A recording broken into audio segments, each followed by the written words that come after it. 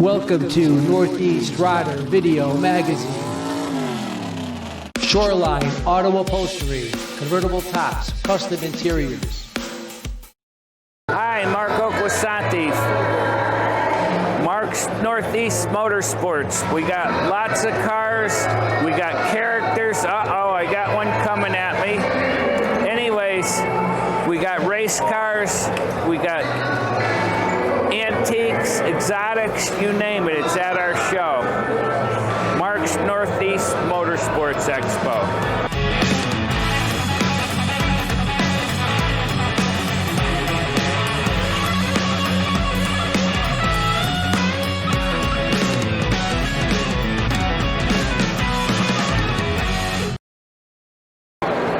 My name is Dan Plotkin from East Longmeadow, Massachusetts, and you're looking at a 1961 Plymouth Savoy with a Sonoramic Commando option, 413 cubic inch V8 engine, ram induction. In 2005, I was given a book called Superstock Drag Racing the American Family Sedan.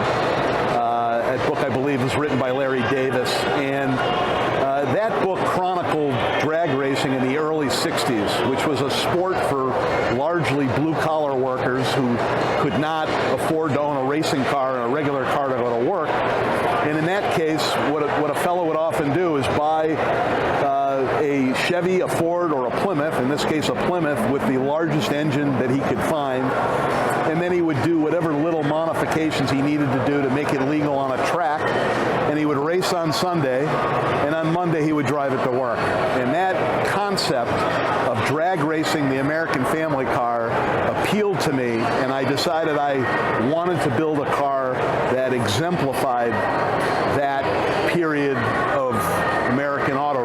The 1961 Plymouth featured a jet age dashboard that is, by all accounts, wacky, and we've added a tachometer, a voltage gauge, and a oil pressure gauge, period correct. The car features a custom-made exhaust system with electric cutouts.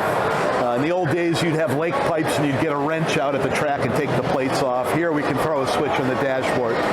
We also used a later model TorqueFlite 727 aluminum transmission, which came out in 1962, the year before this car was built. So this car would have had an older cast iron automatic, which wouldn't have taken the power sending through it. So we had to modify it to accept the transmission that you see here with the custom headers, the exhaust dumps. Otherwise, it's a stock chassis. We kept the 6-cylinder front spring so that we would have better weight transfer at the drag strip. Chrysler Corporation built ram-inducted engines for Chrysler, Dodge, Plymouth, and DeSoto cars. And each division named the ram induction differently. In the case of Plymouth, it was called Sonoramic Commando.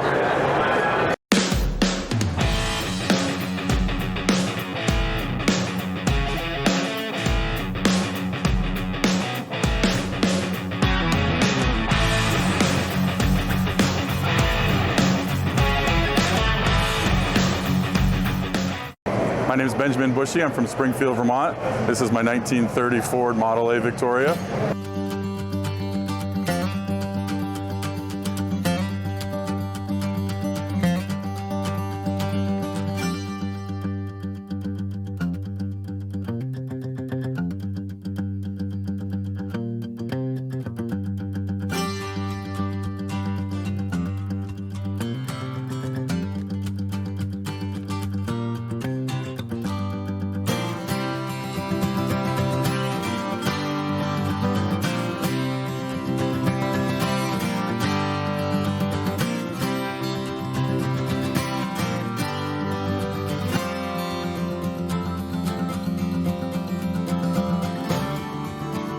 The engine is a 1959 flathead Model AB with all period correct speed parts, Elderbrock intake, Elderbrock heads, has 3 DEUCEs, so that's 3 2-barrel carburetors, and like I said, it does have the vintage AC and heat system, which makes it enjoyable any time of year that we can get out and enjoy these cars.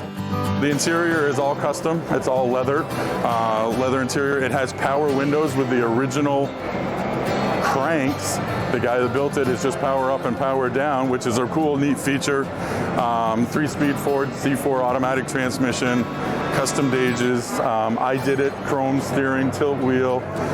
It has vintage air and heat, which is, nowadays, the AC is really nice on those hot summer cruises. So, but yeah, custom paints, push-out window. The headliner is all suede as well with the back seats. This portion here, where it comes around, makes it a Vicky. If you look at some of the other ones that I'm sure you're going to look at today, is straight down. The 2 doors, the 4 doors is straight down. The Vicky gets a little curve, and that's how you can distinguish what is a Victoria.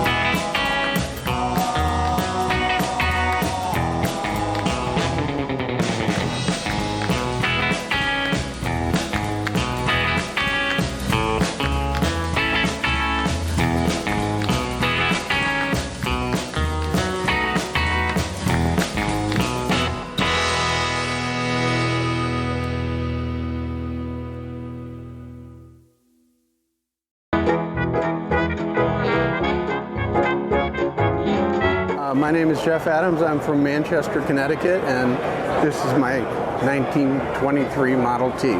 This has been in my family for 99 years. My great-grandfather, Delbert, and my great-grandmother, Blanche Adams, purchased this in June of 1923 and in Shushan, New York. It sat in a barn for about 38 years, between 1931 and 1969. They used it for about 8 years. And then in 1969, my grandfather got it running. There's a picture of my great-grandfather and grandfather in 1970 in a parade. And then we restored it again in 2005. And there's a photo of my dad and myself. So there's all 4 generations in 99 years.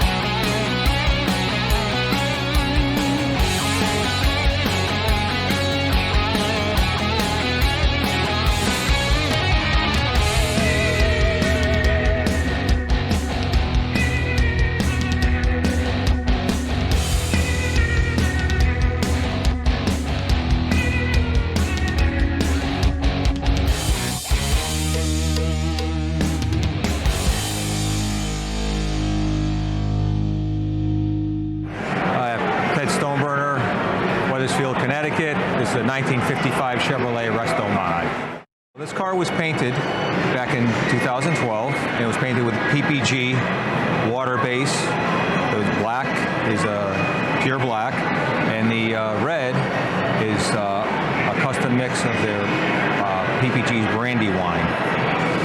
It was painted by Coric Designs down in New Berlin, Pennsylvania. We took off the original front bumper and we made it a smoothie bumper, so it has no bumper bolt holes.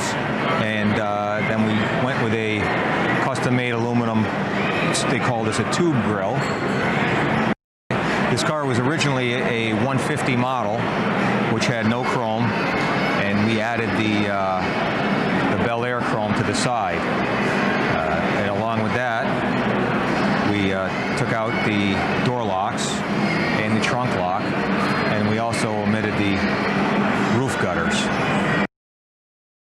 I didn't really want to mount the license plate on the trunk since the trunk lock was deleted, so I like the look of the 55 Nomad bumper, which we have here. Well, we have the Raceline rims, 2010 in the back, and we have 18.7 in the front. And along with the exterior being two-toned, we also have the interior is two-toned. Down the garnish molding, the dashboard, all along the same height. The dash has been customized because I have electronic fuel injection in here, and they are not the stock gauges. They have to monitor the airflow, boost, etc. How about the shifter? The shifter is actually it's a very hard to find Mickey Thompson shifter, and that's a Cal Custom shift knob, which I bought at a swap meet in Newington, Connecticut in 1978, and kept it for all these years and finally put it to good use. Upholstery was done by RP Interiors up in Horsehead, New York. It's all leather, and it kind of the tuck and roll mold. We have the old racer seat cut out for the 4-speed, although it is a 5-speed Tremec, and he also added stitching, the red stitching along the side. And the car is an original 150, so there was no back seat. So it was a perfect car to put the Lakewood roll bar in. Well, the hood design was actually cut out by hand. Amazing craftsman. His name is Billy White. The engine is a Dart block, 4-bolt splayed mains. It's got an Eagle rotating assembly with H-beam rods, JE blower pistons, AFR aluminum heads, and TD shaft rockers. The blower is a blower shop blower. It's got a electronic fuel injection. It's a Big Stuff 3. It's got a Hillborn from the 60s, a Hillborn blower's hat.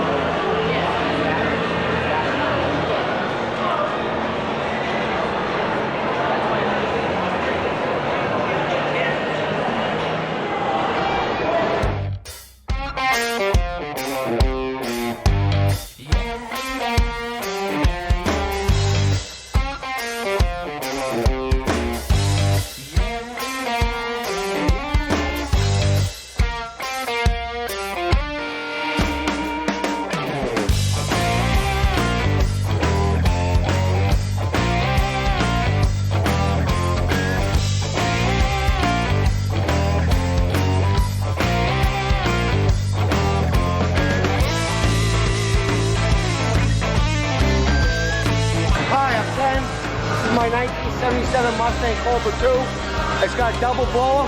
Its name's Double Trouble. We have a lot of fun on the street with it.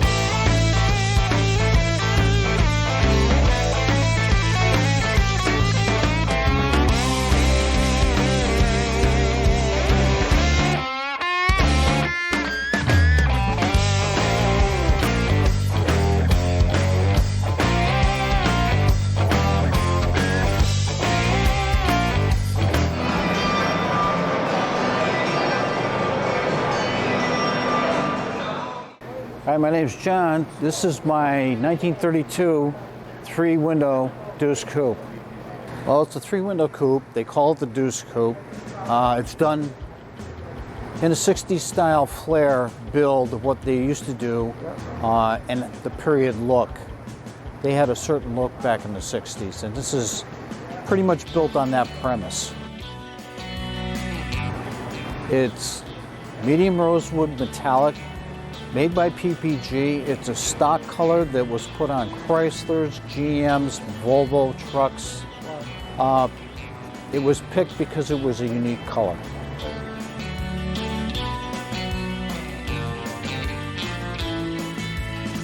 The flames, they did a little silver overlay on it and they outlined, of course you can see the pinstriping on it to make them pop and stand out.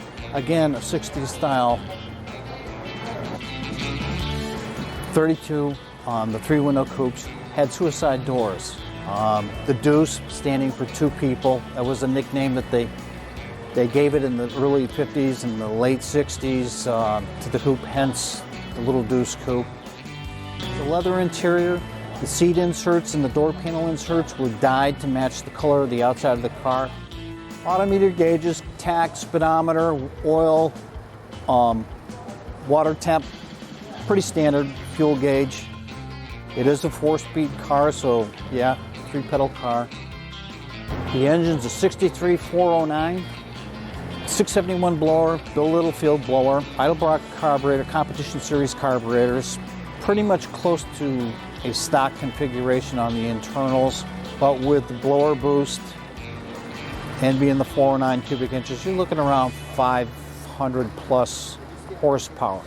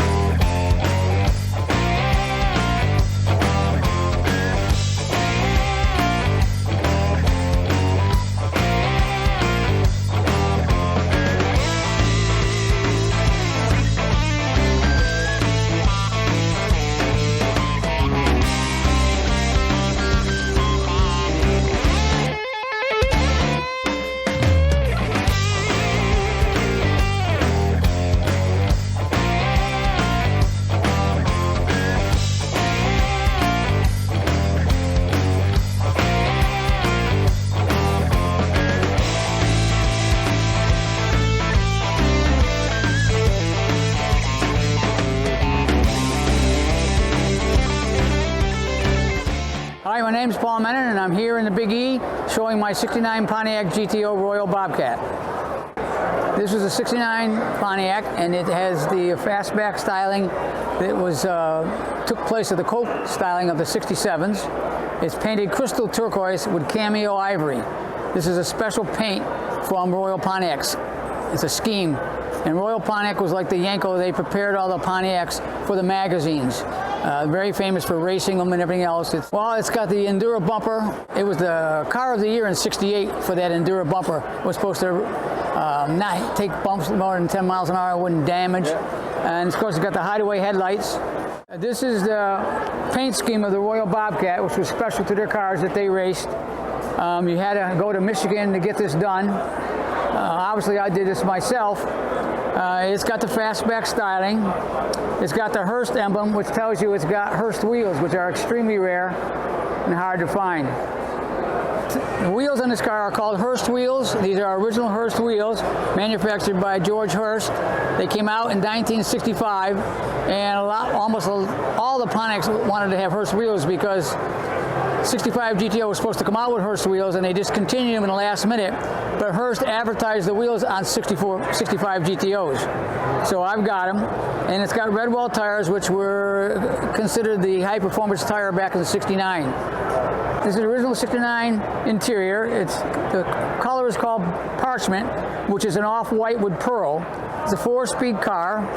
It has the optional custom gear shift knob, which is very expensive today. And it's got a console, a radio, and that's about it.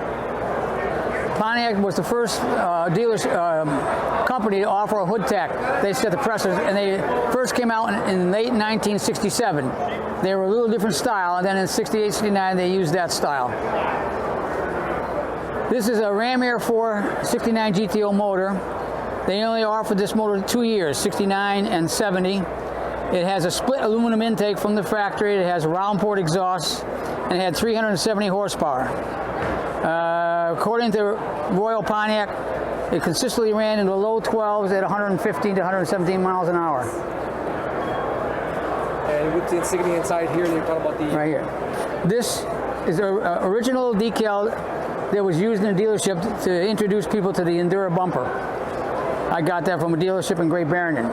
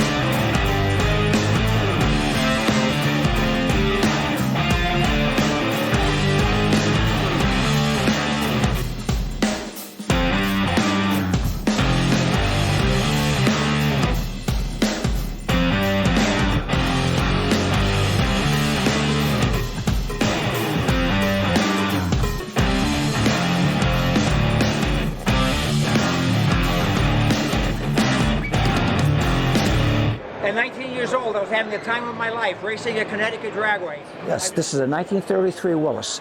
It was the economy car in the early 1930s, and it was chosen to be a gasser because of the short wheelbase and how light it was.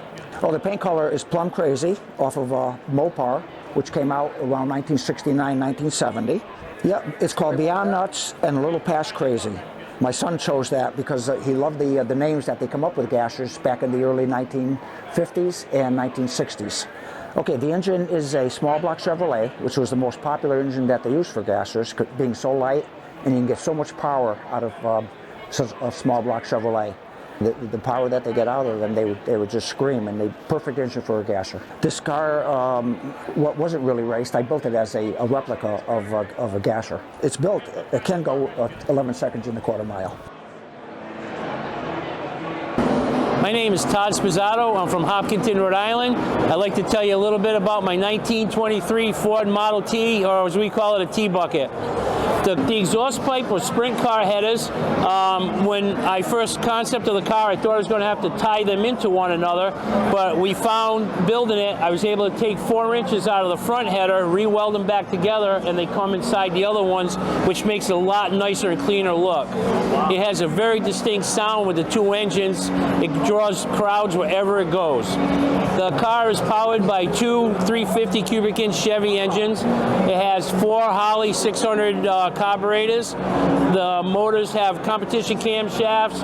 The cooling system was one of the biggest challenges. Working with an engineer at Griffin Radiator Company, we came up with the radiator to keep this thing cool. It has oversized lines so we can really move a lot of water through it to keep it cool. It's right around 600 to 630 horsepower. It goes down the road. I drive it around town. We drive it in parades. It's a lot of fun to drive. It took a 3-year project to build it. It started out as a dare from some of my friends about my fabrication skills. I did everything on the car except the pinstriping. I painted it, all the welding, fabricating, motor building, everything, because I wanted to be able to tell people I built a complete car. It's been done now for about 4 years. It's taken a lot of awards, and I'm very, very proud of the car. Here today we have a 1970 Boss 429 in Grabber Blue. I'm going to show you the interior on this Boss 429. It's complete factory original her shifter, T-handle, factory clock, wood grain dash. Factory seats, They have been reupholstered, factory restored. These are all factory, date-coded, original seat belts.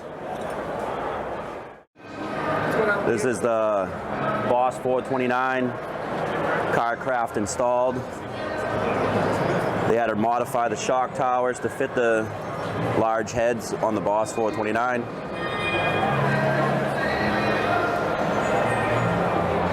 how's she running? She runs great. Has all the factory inspection numbers, tags, 100% matching numbers, engine and training.